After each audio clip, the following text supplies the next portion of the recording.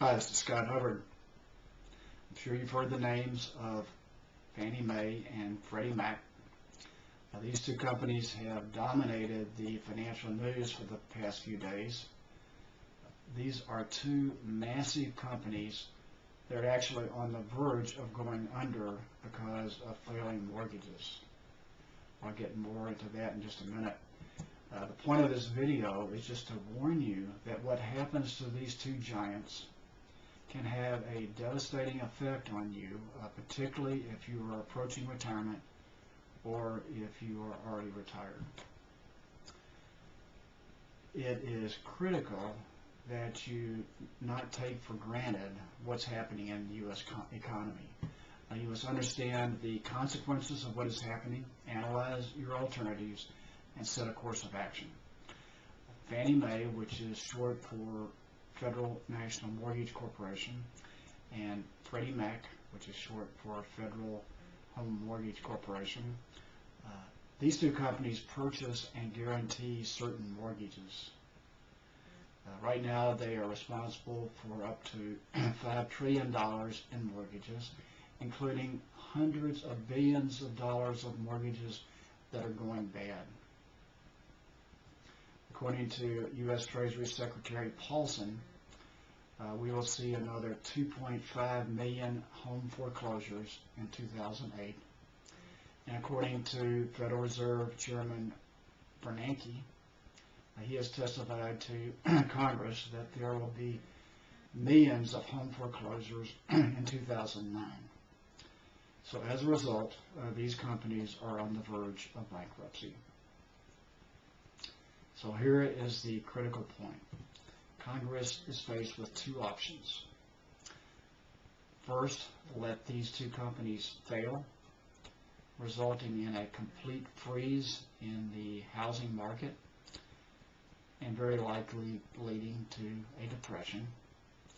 And two, bail out these two companies with taxpayer money, resulting in a huge increase in our country's debt.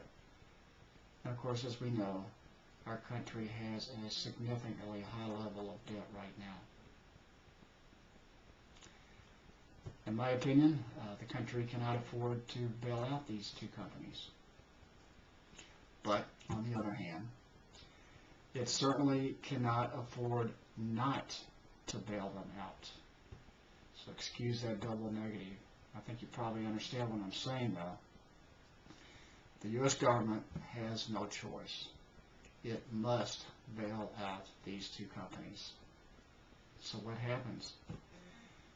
A massive amount of money must be printed out of thin air.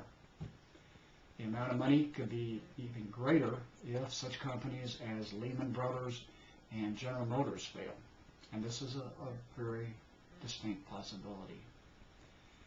This money is on top of money already printed to deal with the insolvency of other financial institutions and the mortgage meltdown. So what is the end result? In my opinion, and I think the opinion of many people, the end result is soaring inflation. Not seen since the 1970s, when the inflation rate approached 14%. During the 70s, people on fixed income, which includes fixed pension plans, Social Security, and so forth, were hurt more than any other group in the country. The price of goods went up significantly during this period, while their income stayed roughly the same. The stock and bond markets were crushed as interest rates rose.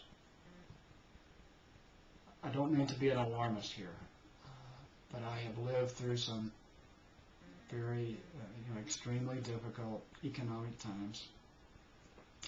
No, I did not live. I was not born at the time of the Great Depression. But I have found that those who do not plan to deal with the serious economic times are many times hurt very badly. I strongly recommend that you evaluate your personal situation and determine a course of action. Don't be lulled into thinking that the U.S. government will take care of the situation and that everything's going to be okay. This would be a huge mistake. What action can you take? Well, first of all, one alternative is to continue working in your current job, if at all possible. At least keep your options open if you're presently working. Second possibility is if working with your present company is not a possibility, then look into other means of employment after you retire. A third option is to consider starting a brick and mortar business, something you would enjoy, something like a hobby or something of that nature. Don't really recommend that simply because it may be very difficult to get a business going during difficult economic times. A fourth option is to consider starting an internet network marketing business.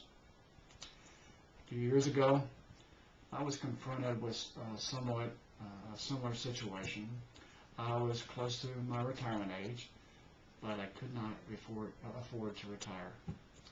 I was able to successfully start an internet business that allowed me to retire. It took me a while, but it did allow me to retire. Not only that, it allows me the ability today to handle any financial challenge that might be thrown at me by a poor economy.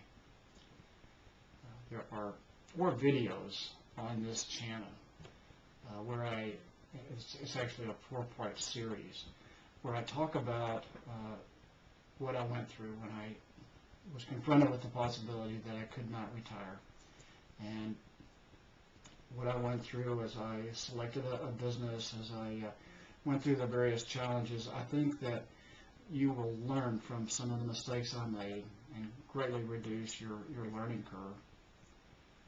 Also, I have made some recommendations that I think can greatly help you. If this is the path you take, it may not be, but this is the path I took, and it worked out extremely well. If you do have questions, feel free to get in touch with me. I would be very happy to help you in any way I can. I just wish you the very best.